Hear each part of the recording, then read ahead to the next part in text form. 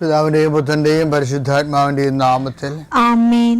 അമ്മേ പരിശുദ്ധമ്മേ, അമ്മേ പരിശുദ്ധമേ, ദൈവമാതാവേ, കൃപാസനത്തിലൂടെ ഞങ്ങൾക്കും ഞങ്ങളുടെ ദേശത്തിനും അമ്മ മധ്യസ്ഥം തേടി തന്ന എല്ലാ അനുഗ്രഹങ്ങൾക്കും കൃപകൾക്കും ഞങ്ങളിപ്പോൾ ഹൃദയം നിറഞ്ഞ നന്ദി പറയുന്നു. അമ്മേ പരിശുദ്ധമേ, ദൈവമാതാവേ, 2004 ഡിസംബർ 7-ാം തീയതി ഉച്ചകഴിഞ്ഞ് 2:30 കൃപാസനത്തിൽ സംഭവിച്ച അമ്മയുടെ പ്രത്യക്ഷപ്പെടലിനെ കുറിച്ച് തിരുസഭയ്ക്ക് സമർപ്പിച്ചിരിക്കുന്ന പഠനരേഖകളുടെ മേൽ സഭാത്മകമായ പഠനം ആരംഭിക്കുവാൻ ഞങ്ങൾ പ്രാർത്ഥിക്കുന്നു. അമ്മേ പരിശുദ്ധമേ, ഭൂസ്വർലോകങ്ങളുടെ രാജ്ഞിയായ അങ്ങയ്ക്ക് ഭൗമ സംരക്ഷണത്തിനായി പ്രപഞ്ചപ്രകൃതിയെ തന്നെ തിരുസഭ പ്രതിഷ്ഠിക്കുവാൻ ഈ പ്രത്യക്ഷീകരണ വഴി ഇടയാക്കണമേ. പരിശുദ്ധമ്മേ, ജപമാല മാതാവേ, സകല കൃപാസനം പ്രാർത്ഥനകളോടും ചേർത്ത് ഞങ്ങളിപ്പോൾ പ്രാർത്ഥിക്കുന്ന ഈ കുടുംബത്തിന്റെ പ്രത്യേക നിയോഗം പറമക്കളെ.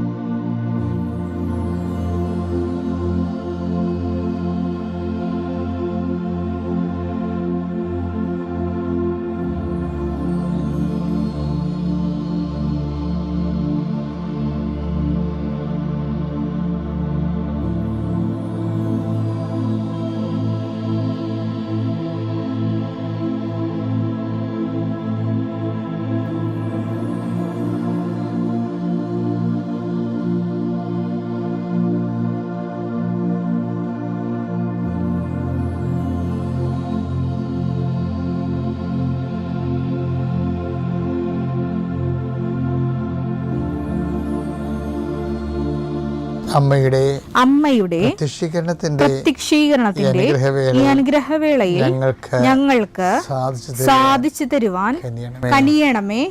ആമേൻ. വിശ്വാസ പ്രമാണം. സർവശക്തനായ പിതാവും ആകാശത്തിന്റെയും ഭൂമിയുടെയും സൃഷ്ടാവുമായ ദൈവത്തിൽ ഞാൻ വിശ്വസിക്കുന്നു. അവിടുത്തെ ഏകപുത്രനും ഞങ്ങളുടെ കർത്താവുമായ ഈശോമിശിഹായിലും ഞാൻ വിശ്വസിക്കുന്നു. ഈ പുത്രൻ പരിശുദ്ധാത്മാവിനാൽ ഗർഭസ്ഥനായി കന്യകാമറിയത്തിൽ നിന്ന് പിറന്ന് പൊന്തിയോസ് പീലാത്തോസിന്റെ കാലത്ത് പീഡകൾ സഹിച്ച് കുരിശിൽ തറയ്ക്കപ്പെട്ട് മരിച്ച് അടക്കപ്പെട്ട് പാതാളങ്ങളിൽ ഇറങ്ങി മരിച്ചവരുടെ ഇടയിൽ നിന്ന് 3-ാം നാൾ ഉയർത്ത് സ്വർഗത്തിലേക്ക് എഴുന്നള്ളി സർവശക്തിയുള്ള പിതാവായ ദൈവത്തിന്റെ വലതുഭാഗത്തിരിക്കുന്നു. അവിടെ നിന്ന് ജീവിക്കുന്നവരെയും മരിച്ചവരെയും വിധിക്കുവാൻ വരുമെന്നും ഞാൻ വിശ്വസിക്കുന്നു. പരിശുദ്ധാത്മാവിലും ഞാൻ വിശ്വസിക്കുന്നു. വിശുദ്ധ കത്തോലിക്കാ സഭയിലും പുണ്യവാന്മാരുടെ ഐക്യത്തിലും പാപങ്ങളുടെ മോചനത്തിലും ശരീരത്തിന്റെ ഉയർപ്പിലും നിത്യമായ ജീവിതത്തിലും ഞാൻ വിശ്വസിക്കുന്നു. ആമേൻ. സ്വർഗ്ഗസ്ഥനായ ഞങ്ങളുടെ പിതാവേ, അങ്ങയുടെ നാമം പൂജിതമാകണമേ. അങ്ങയുടെ രാജ്യം വരണമേ. അങ്ങയുടെ തിരുമനസ് സ്വർഗത്തിലെ പോലെ ഭൂമിയിലും ആകണമേ. അന്നു വേണ്ടുന്ന ആഹാരം ഇന്ന് ഞങ്ങൾക്ക് തരണമേ. ഞങ്ങളോട് തെറ്റ് ചെയ്യുന്നവരോട് ഞങ്ങൾ ക്ഷമിക്കുന്നത് പോലെ ഞങ്ങളുടെ തെറ്റുകൾ ഞങ്ങളോടും ക്ഷമിക്കണമേ. ഞങ്ങളെ പ്രലോഭനത്തിൽ ഉൾപ്പെടുത്തരുതേ, തിന്മയിൽ ഞങ്ങൾ രക്ഷിക്കണമേ. ആമേൻ. നന്മ നിറഞ്ഞ മറിയമേ, സ്വസ്തി. കർത്താവ് അങ്ങയുടെ കൂടെ സ്ത്രീകളിൽ അങ്ങ് അനുഗ്രഹിക്കപ്പെട്ടവളാകുന്നു. അങ്ങയുടെ ഉദരത്തിൻ ഫലമായി ഈശോ അനുഗ്രഹിക്കപ്പെട്ടവനാകുന്നു. പരിശുദ്ധ മറിയമേ, തമ്പുരാന്റെ അമ്മേ, പാപികളായ ഞങ്ങൾക്ക് വേണ്ടി ഇപ്പോഴും ഞങ്ങളുടെ മരണസമയത്തും തമ്പുരാനോട് അപേക്ഷിക്കണമേ. ആമേൻ. കർത്താവേ, നിന്റെ ഉന്നതമായ നാമത്തിന് സ്വസ്ഥം ചെയ്യുന്നു. കർത്താവെ, നിന്റെ വിശുദ്ധ പൗരോഹിത്യത്തെ മഹത്വപ്പെടുത്തണമേ. കർത്താവെ, സഭയിലുള്ള നിന്റെ സാന്നിധ്യം പ്രകടമാക്കണമേ. 39 വർഷം ഞാൻ അർപ്പിച്ച കുർബാനയുടെ യോഗ്യതയാൽ കൃപാസ്ഥാനത്താറെ ജീവനോടെ പ്രത്യക്ഷപ്പെട്ട പരിശുദ്ധ അമ്മയുടെ മാധ്യസ്ഥത്തിലെ കൃപാസ്ഥാനത്താറെ നടന്ന 10,000-കണക്കിന് ആരാധനയുടെ ശക്തിയാൽ ഈ പ്രഭാതത്തിലെ അങ്ങനെ വചനം കേട്ട് പ്രാർത്ഥിക്കുന്ന ഓരോ മക്കളുടെ മേലും അങ്ങയുടെ കൃപയും മഹത്വം ഉണ്ടാകണമെന്ന് പ്രാർത്ഥിക്കുന്നു.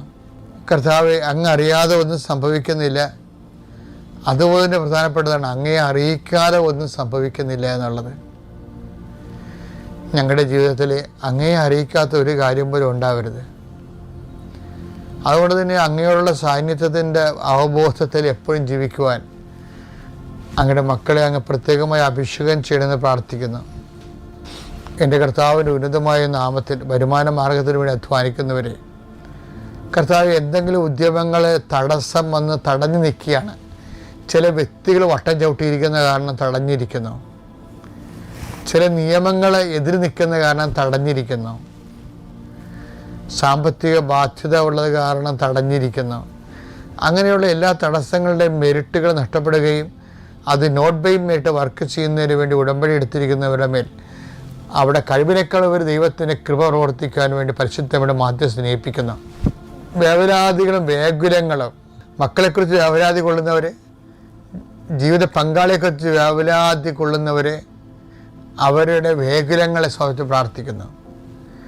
പലവട്ടം പ്രാർത്ഥിച്ചിട്ടും ആ മേഖലയിൽ പ്രത്യേകിച്ച് പ്രയോജനമൊന്നും ഇല്ലാതെ പ്രാർത്ഥിക്കാതിരിക്കുന്ന വിഷയങ്ങളുണ്ട്. പ്രാർത്ഥിച്ച് പരിചയമില്ലാത്തതിൻ്റെ പേരിൽ ഒരു വിഷയം പ്രാർത്ഥിക്കേണ്ട വിഷയം വന്നിട്ട് പോലും പ്രാർത്ഥിക്കാൻ ഒക്കാത്തവരുണ്ട്. അവരെല്ലാം ആധ്യാത്മിക ശുശ്രൂഷയിലേക്ക് അനുദിന ആധ്യാത്മിക ശുശ്രൂഷയിലേക്ക് കൊണ്ടുവരണമെന്ന് പ്രാർത്ഥിക്കുന്നു. ആണ്ടിലൊരിക്കൽ ആത്മീയ കാര്യങ്ങളൊക്കെ ചെയ്യുന്നവരുണ്ടാവും, അനുദിനം ചെയ്യുന്നവരുണ്ടാവും. അനുനിമിഷം ചെയ്യുന്നവരിലേക്ക് വളർന്നു വരാൻ വേണ്ടി പ്രത്യേകം നിങ്ങളെ സമർപ്പിച്ചുകൊണ്ട് പ്രാർത്ഥിക്കുന്നു. എൻ്റെ കർത്താവിൻ്റെ ഉന്നതമായ നാമത്തെ സഭയുടെ അധികാരത്തിൽ നിങ്ങളുടെ ഇന്നത്തെ യാത്രാ ലക്ഷ്യങ്ങളെ ആശീർവദിക്കണമെന്ന് പ്രാർത്ഥിക്കുന്നു.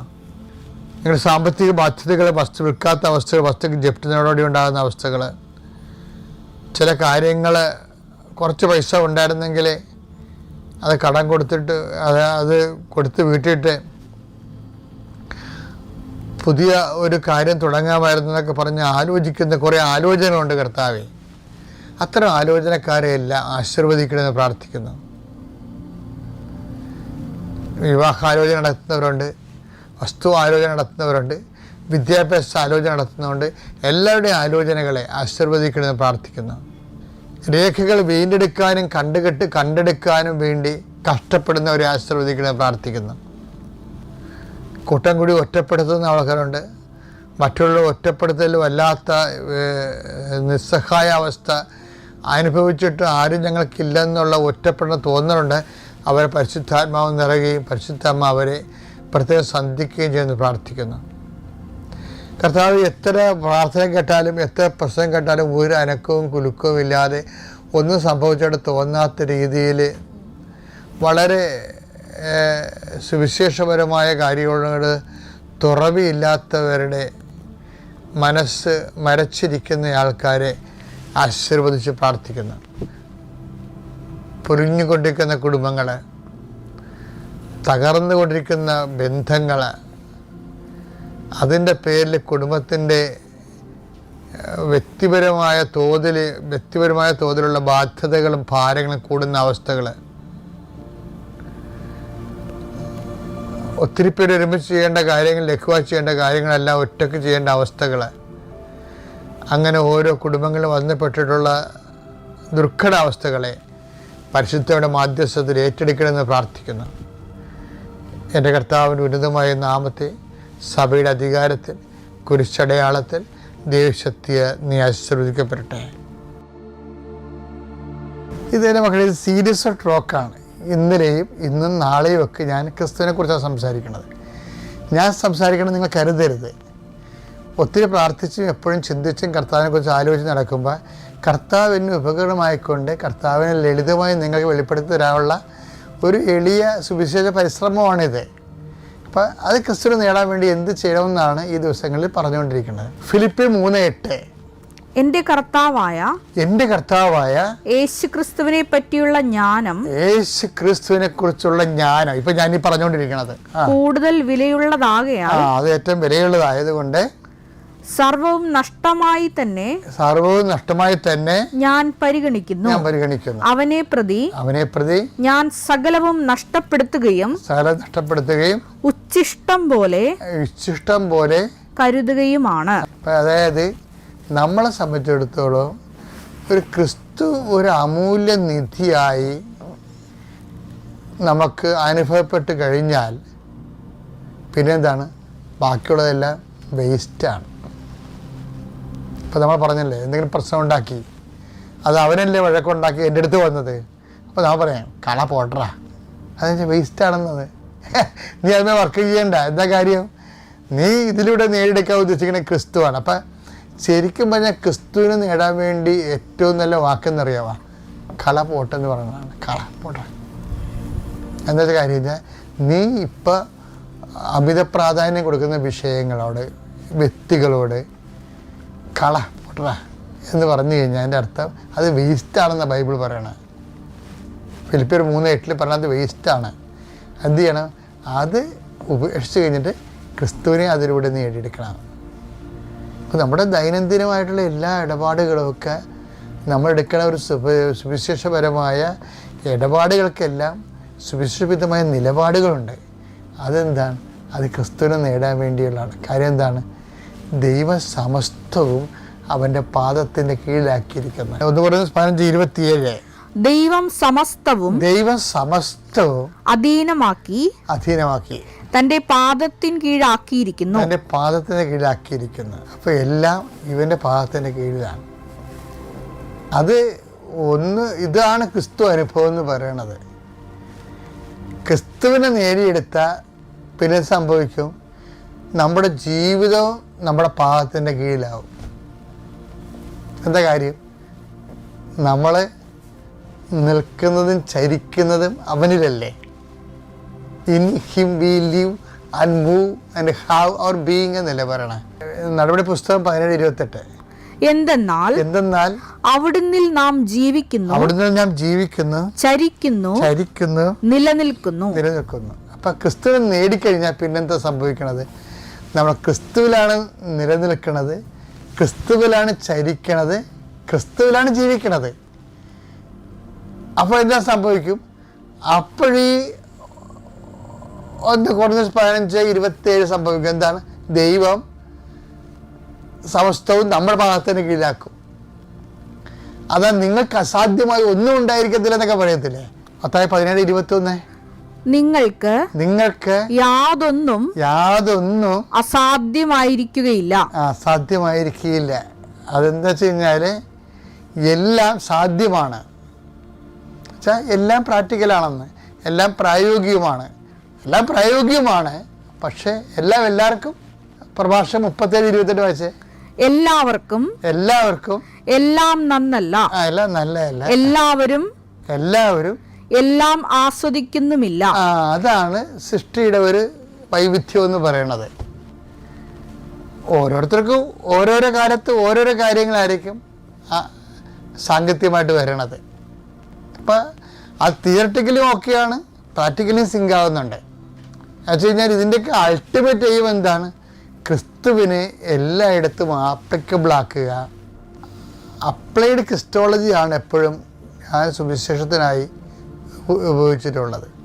അതായത് എനിക്കെപ്പോഴും തോന്നിക്കുന്നത് ക്രിസ്തു എല്ലാമാണെന്ന് പറഞ്ഞ് എനിക്ക് അഭിഷേക വചനം കിട്ടിയ ആളാണ്.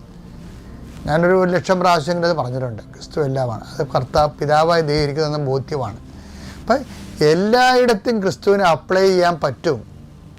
ജീവിതത്തിൻ്റെ എല്ലാ നിറഭേദങ്ങളിലും, എല്ലാ കാലാവസ്ഥാ ഭേദങ്ങളിലും, അനുകൂല പ്രതികൂല അനുഭവങ്ങളിലും ക്രിസ്തുവിനെ മുൻനിർത്തിക്കൊണ്ട് നമ്മൾ ജീവിതത്തെ എൻ്റെ അർത്ഥങ്ങൾ അന്വേഷിക്കാൻ പറ്റും.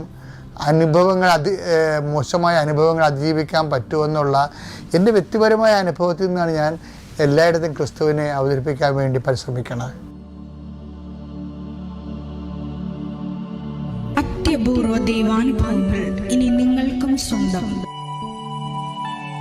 ഈ യൂട്യൂബ് ചാനൽ ഇതുവരെ സബ്സ്ക്രൈബ് ചെയ്തിട്ടില്ലെങ്കിൽ ഇപ്പോൾ തന്നെ സബ്സ്ക്രൈബ് ചെയ്യുക. ഈ വീഡിയോ ഇപ്പോൾ തന്നെ നിങ്ങളുടെ സുഹൃത്തുക്കൾക്ക് ഷെയർ ചെയ്തുകൊണ്ട് കർത്താവിൻ്റെ പ്രേക്ഷിതരാകുക.